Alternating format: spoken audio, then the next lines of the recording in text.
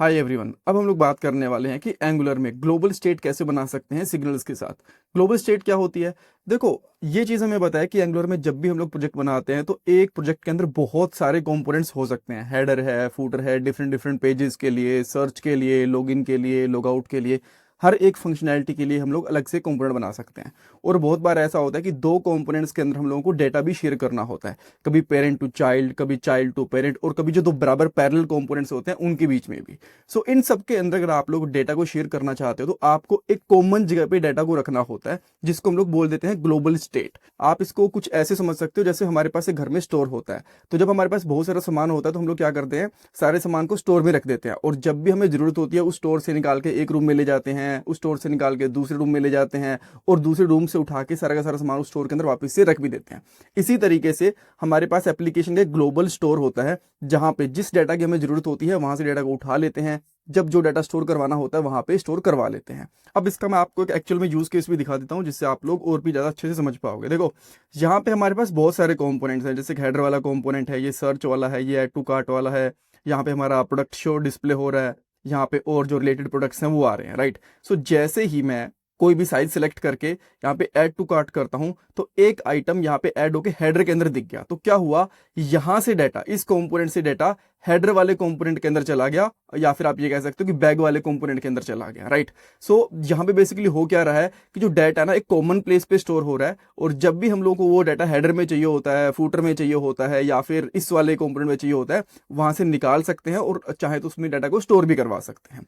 Same इसी तरीके से हम लोग एंगुलर के अंदर भी ग्लोबल स्टेट बना सकते हैं with the help of signals. इसके लिए क्या क्या करना पड़ेगा, सबसे पहले एक सर्विस फाइल बनानी पड़ेगी कॉमन डाटा के लिए। देन हम लोग एक सिग्नल बनाएंगे काउंटर एप्लीकेशन के लिए। यहाँ पे एक बहुत ही बेसिक एग्जांपल ले रहा हूँ ताकि आप लोग चीजों को आराम से समझ पाओ, कॉम्प्लेक्स एग्जांपल नहीं ले रहा। आने वाले पार्ट के अंदर हम लोग यहाँ पे ऐड टू कार्ट वगैरह की फंक्शनलिटी भी बना के देखेंगे। देन हम लोग दो कंपोनेंट्स बनाएंगे, एक कंपोनेंट के अंदर जो काउंटर है वो डिस्प्ले होगी, क्या काउंटर है वो रिसेट रहेगा, और दूसरे कंपोनेंट के अंदर इंक्रीमेंट और डिक्रीमेंट वाले बटन रहेंगे। सो दो कंपोनेंट्स के बीच में डाटा कैसे शेयर होता है आपको पता चल जाएगा। इंटरव्यू क्वेश्चन डिस्कस करने वाले हैं, कॉमन मिस्टेक्स यहाँ पे डिस्कस करने वाले हैं जो डेवलपर्स कर देते हैं ग्लोबल स्टेट और सिग्नल्स के साथ में।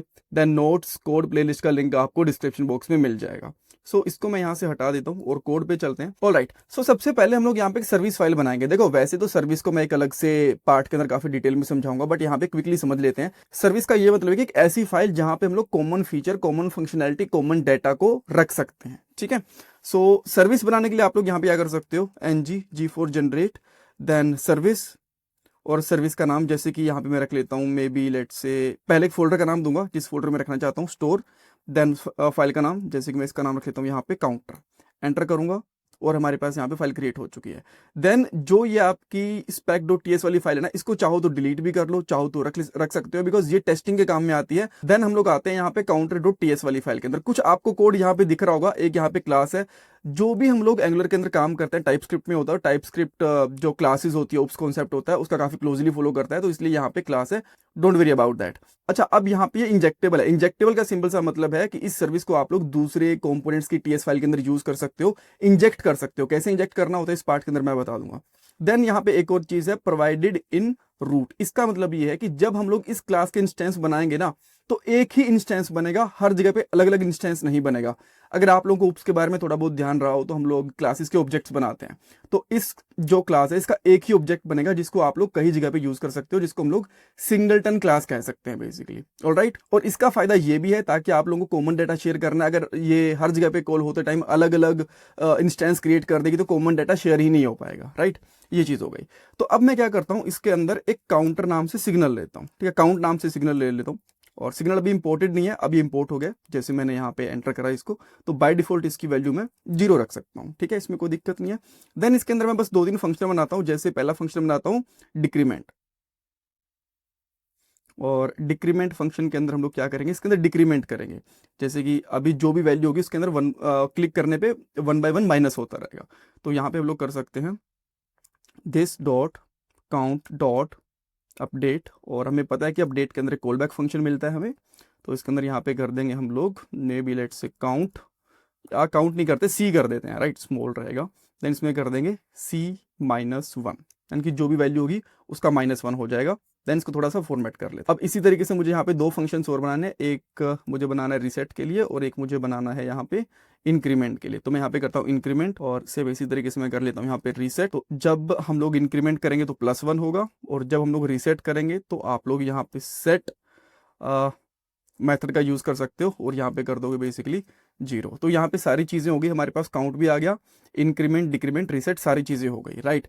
देन आपको नेक्स्ट चीज़ क्या करनी है, दो कंपोनेंट्स बनाने हैं। यहाँ पे करता हूँ ng g4 generate c4 component और यहाँ पे करता हूँ मैं डिस्प्ले काउंट, ठीक है, और एंटर कर दूंगा मैं यहाँ पे। और जैसे मैं यहाँ पे एंटर करूंगा मेरा एक कंपोनेंट बन गया यहाँ पे। और सेम इसी तरीके से मैं एक और कंपोनेंट बनाना चाहता हूँ, मे बी इसका नाम यहाँ पे कर लेता हूँ मैं कंट्रोल काउंट, एंटर कर देंगे। तो अब मेरे पास यहाँ पे दो कंपोनेंट्स हो चुके हैं, आप देख पा रहे हो। अब मुझे इसकी जरूरत नहीं है टर्मिनल की, इसको मैं यहाँ से हटा देता हूँ। नेक्स्ट चीज क्या है, इन दोनों कंपोनेंट्स को मैं app.html वाली फाइल के अंदर यूज करना चाहता हूँ। तो अब मुझे क्या करना पड़ेगा, इनका जो सिलेक्टर है वो चेक करना पड़ेगा। ये है मेरा सिलेक्टर डिस्प्ले के लिए, तो ऊपर डिस्प्ले वाली चीज आती है। सबसे पहले मैं इसको ही यूज कर लेता हूँ, इसको बंद कर देंगे और यहाँ पे हम लोग लिख भी देते हैं, एक h1 टैग ले लेता हूँ global tor with signal. Then इसके बाद हम लोग जो एक और कंपोनेंट है उसको भी हम लोग यहाँ पे यूज कर लेंगे। दूसरे कंपोनेंट का नाम है बेसिकली कंट्रोल काउंट। तो इसका मैं सिलेक्टर उठाऊंगा, आप लोग चाहो तो डायरेक्टली भी लिख सकते हो अगर आपको याद है तो, बिकॉज टाइम से याद होने लग जाते हैं जैसे जैसे हम लोग एप्लीकेशन पे काम करना शुरू करते हैं।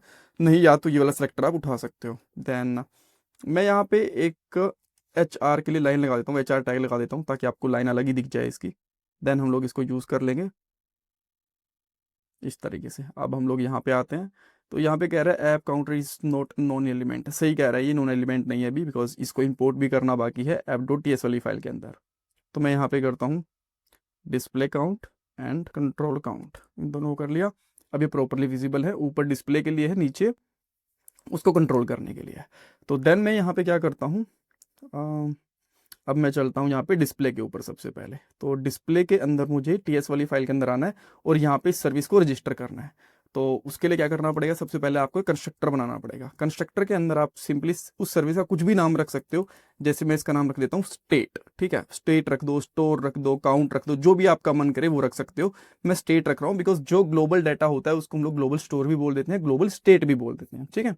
सो देन हम लोग यहाँ पे काउंटर सर्विस को लेके आएंगे और यहाँ पे काउंटर सर्विस हमारे पास आ चुकी है, ठीक है। अब ये जो कंस्ट्रक्टर है इसको बंद भी करना होता है। तो ये होता है सर्विस का को इंजेक्ट करना, यहाँ पे आप देख सकते हो, ठीक है। अच्छा, इसको मैं पब्लिक कर देता हूँ, राइट, बिकॉज मुझे HTML वाली फाइल के अंदर भी यूज करना है ना। तो मैं इसको पब्लिक भी कर देता हूँ यहाँ पे। नाउ सेम इसी तरीके से आपको जो सर्विस है ये इंजेक्ट करनी है आपके कंट्रोल वाले कंपोनेंट के अंदर, बट उसको मैं 1 मिनट बाद में करूंगा, पहले मैं यहाँ पे चीज़ों को हैंडल कर लेता हूँ, ठीक है। तो यहाँ पे स्टेट आ गई। अब मैं क्या करता हूँ, जो हमारे पास HTML वाला फाइल है उसके अंदर जाता हूँ। यहाँ पे मैं बेसिकली H3 ले लेता हूँ और इसके अंदर मैं यहाँ पे सिंपली लिखूंगा स्टेट, बिकॉज स्टेट हमारे पास यहाँ पे इसका नाम था, राइट। देन उसके बाद में हमारे पास वेरिएबल का नाम क्या था, मतलब उस सिग्नल का नाम क्या था, काउंट। तो आप यहाँ पे आके यूज करोगे dot count as a function, ठीक है, इस तरीके से। नाउ आई होप अब कुछ सब कुछ सही चल रहा है। देखो यहाँ पे बिल्कुल सही चल रहा है, बिल्कुल भी दिक्कत नहीं है। अब नाउ लेट से अगर मैं इसकी वैल्यू कर देता हूँ यहाँ पे बाय डिफॉल्ट 10, तो यहाँ पे 10 आ गई, जो भी वैल्यू कर रहा हूँ वो आ रही है। अब मुझे रिसेट भी इसके अंदर ही लगाना है, ये मैंने आपको बताया था कि मैं रिसेट इसके अंदर ही लगाऊंगा। तो मैं यहाँ पे क्या करता हूँ, मे बी एक बटन बना लेता हूँ और बटन पे यहाँ पे कर देता हूँ रीसेट। अब रीसेट के लिए फंक्शन का नाम क्या था, बेसिकली रीसेट ही था। और जो हम लोगों ने अभी इसके अंदर यूज करा है वेरिएबल का नाम वो है स्टेट, ठीक है, सर्विस को इंजेक्ट करवाने के लिए। तो यहाँ पे क्या करता हूँ, क्लिक, और इसके अंदर मैं यहाँ पे लिखूंगा स्टेट डॉट रीसेट, ठीक है। और रीसेट के ऊपर ये क्या कर देगा, इसकी वैल्यू को 0 कर देगा। तो भाई 10 है, रीसेट पे क्लिक करता हूँ, 0 हो गई। तो अभी तो ये डाटा है वो एक ही कंपोनेंट से आ रहा है, ठीक है, डिस्प्ले वाले कंपोनेंट से।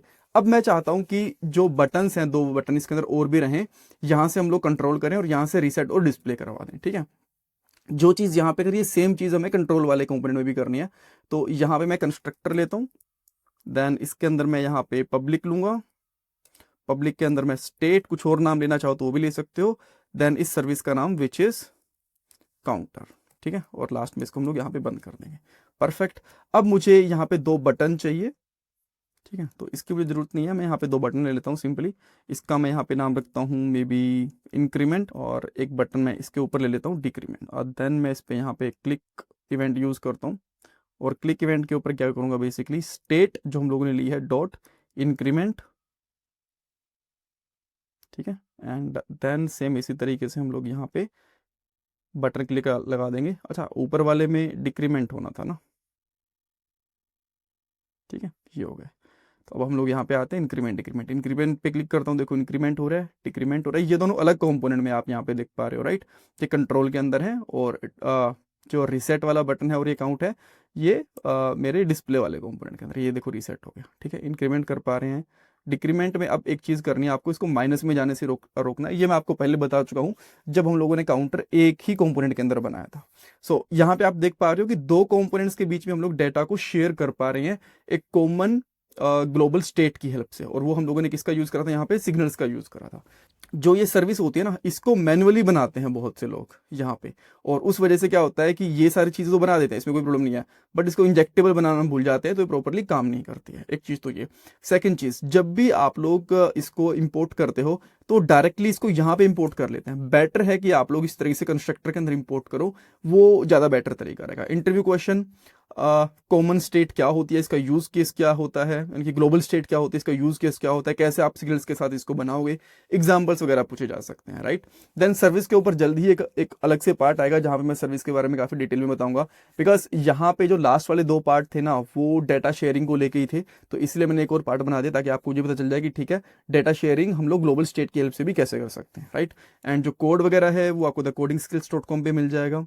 यहाँ पे कोर्सेज पे जाना है, सारे के सारे कोर्सेज के अंदर आपको यहाँ पे डाटा मिल जाएगा। एंड देन अगर आप लोग मेरे से टॉपमेट पे कनेक्ट करना चाहते हो तो यहाँ पे भी कनेक्ट कर सकते हो। आपको कंसल्टेशन करना है, रिएक्ट के मॉक इंटरव्यूज देने हैं, नोड के मॉक इंटरव्यूज देने हैं, रिज्यूमे के रिव्यू करवाना है, आप लोग मेरे से कनेक्ट कर सकते हो। Thank you so much for watching this part guys. आजकल एक अच्छी जॉब मिलना बहुत मुश्किल हो चुका है। एक जॉब के लिए 10,000 से भी ज्यादा कैंडिडेट्स अप्लाई करते हैं। बट अगर आप भी जॉब सर्च कर रहे हो तो इसके लिए मैं आपको एक सोल्यूशन दे सकता हूँ। शार्पनर टेक आपके लिए एक जॉब रेडी ट्रेनिंग प्रोग्राम लेके आया है। इसके अंदर आपको बेसिक से लेकर एडवांस तक ट्रेनिंग मिलेगी, प्रोजेक्ट्स करने को मिलेंगे, मॉक इंटरव्यूज, रिज्यूमे में हेल्प, बहुत कुछ मिलेगा। और उसके बाद आपका कंपनीज में इंटरव्यूज भी करवाया जाएगा। और सबसे सही चीज ये है कि आपको पेमेंट जॉब लगने के बाद करनी है। और अगर आपकी जॉब कहीं और से लगती है तो आपको पेमेंट करने की जरूरत भी नहीं है। सो डिस्क्रिप्शन बॉक्स में मैंने लिंक प्रोवाइड करवा दिया है, वहां पे आपको नाम और आपका नंबर ऐड करना है, देन हमारी तरफ से आपको कॉल आएगा और बाकी डिटेल्स आप वहां पे पूछ सकते हो। So check out the description box.